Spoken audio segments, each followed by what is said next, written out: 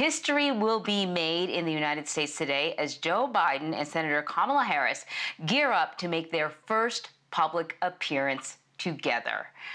The Presumptive Democratic nominee and his newly selected running mate will deliver remarks in Wilmington, Delaware this afternoon. Harris is the first Black woman to be nominated as a vice presidential candidate. The 55-year-old California lawmaker tweeted about the big news this morning, saying, "We are in a battle for the soul of this nation, but together it's a battle we can win. I'm ready to get to work."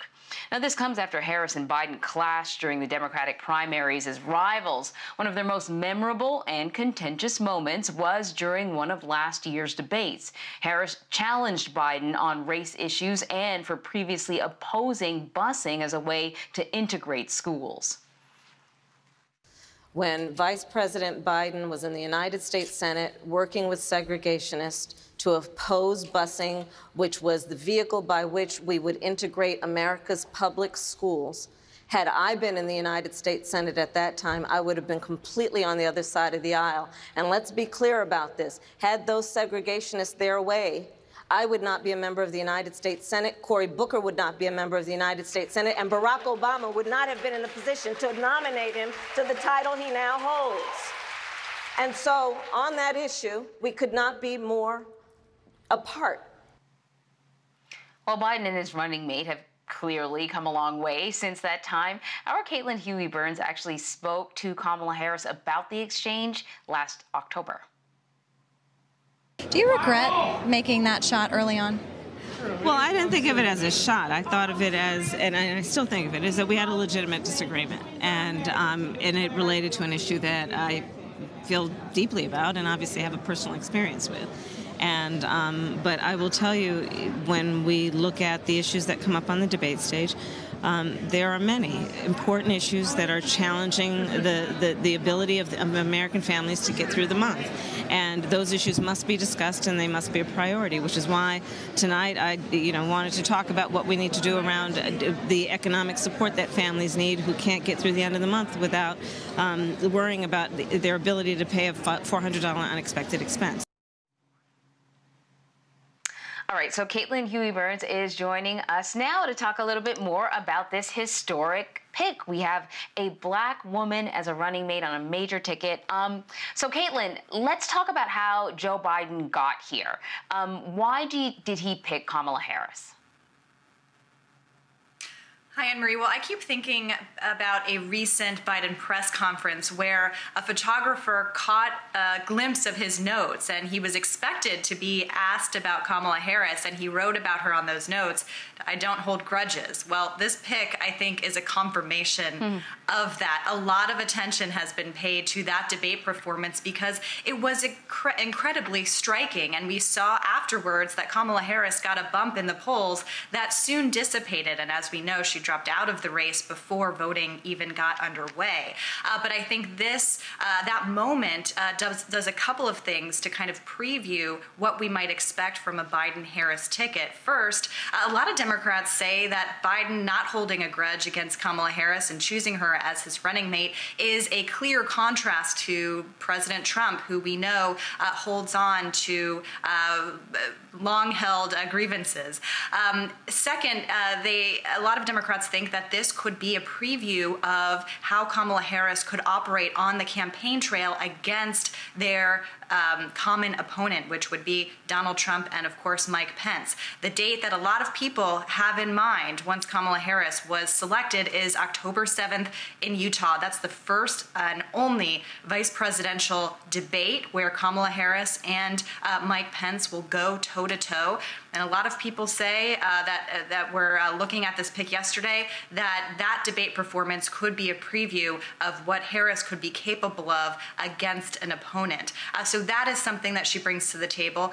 Also, a lot of Democrats point to her service on the Judiciary Committee, where she has gone after Trump administration officials like former Attorney General Jeff Sessions, current Attorney General Bill Barr, and of course Brett Kavanaugh, now a Supreme Court justice. A lot of clips from those interrogations on the committee had gone viral at the time and really animated a lot of Democratic voters and Democratic activists. So they are kind of looking forward to that in terms of what she brings to this ticket. And as we know, Biden has done this job before himself. He knows what is required, and he has said all along that he is looking for someone who can do the job and someone that he feels comfortable with and has chemistry with. And in the announcement yesterday, he noted that Kamala Harris, as a former Attorney General for the state of California, was close with his son, Beau, who served as the Attorney General for the state of Delaware.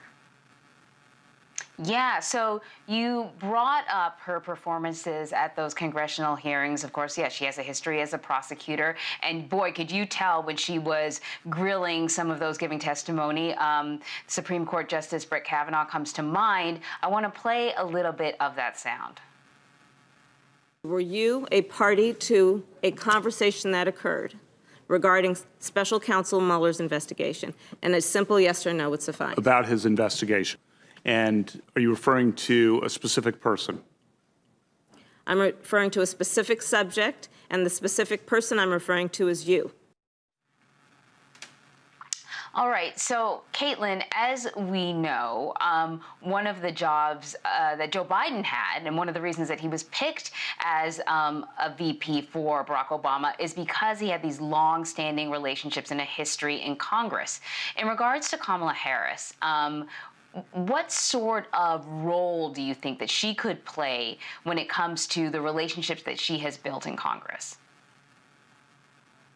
That's a great point, Anne-Marie, and having covered Congress during the Obama administration, I remember when Joe Biden was sent up to Capitol Hill to make those deals with Mitch McConnell, especially on really tough fiscal issues. We are in a much more polarized time, even more polarized than at that time, with a very divided Senate. And so it is very difficult to imagine anyone being able to kind of play that role, especially given the politics that we find ourselves in now. Kamala Harris does have very close relationships with a lot of her Democratic colleagues. We've heard from people like Cory Booker who are very excited about this pick. But the main role for a vice presidential candidate at this point is to be that kind of attack dog, someone who can really defend the ticket and be able to really take the fight to Donald Trump. Now, there were a lot of criticisms of Kamala Harris's campaign and kind of struggling to find a message. Well, in the end, she really waged this campaign as leaning into her former prosecutorial experience, saying that she was going to prosecute the case against Donald Trump. I think we could see a little bit of that during the campaign. And Anne-Marie, it's really interesting to note that because we're in this virtual campaign, you know, usually we would be out on the trail. I'm talking to you from my apartment. Well, this nomination, this pick, came in very much the same way. We saw just this morning the Biden campaign released a video showing Joe Biden asking Kamala Harris to be his running mate via video conference, and she accepted. Mm-hmm. Yeah, and I wonder what that's going to mean, you know, as campaigning continues moving forward, because often once a running mate is picked, then they sort of split off and cover as much of the country as possible independently. But that isn't really going to happen this time around. I suppose there will be some in-person trips, but nowhere near what is normally occurring. And I guess there's no reason to sort of split off during Zoom calls. They could just appear together. That's a great point, Anne-Marie, and kind of a preview of that came yesterday.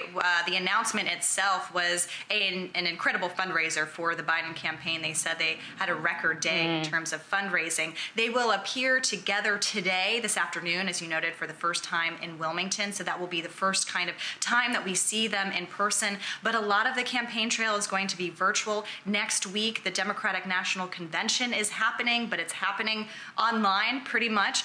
And so so that's something also to look at. A big question about this pick is kind of what does it bring to the overall ticket? And a really interesting point that we've seen in public polling and in our CBS News Battleground Tracker in these key states recently is that most Biden supporters have been supporting him because they're against Donald Trump. And we've seen Donald Trump voters supporting the president because they're for him. So this presents an opportunity for the Biden campaign to make a positive, affirmative case for their ticket. And they're hoping that Kamala Harris, given the historic nature of this pick, given the kind of contrast that she can provide to or kind of make up for some of the things that Joe Biden himself lacks, they hope that this can be something that energizes Democrats in a positive way, not just against Donald Trump.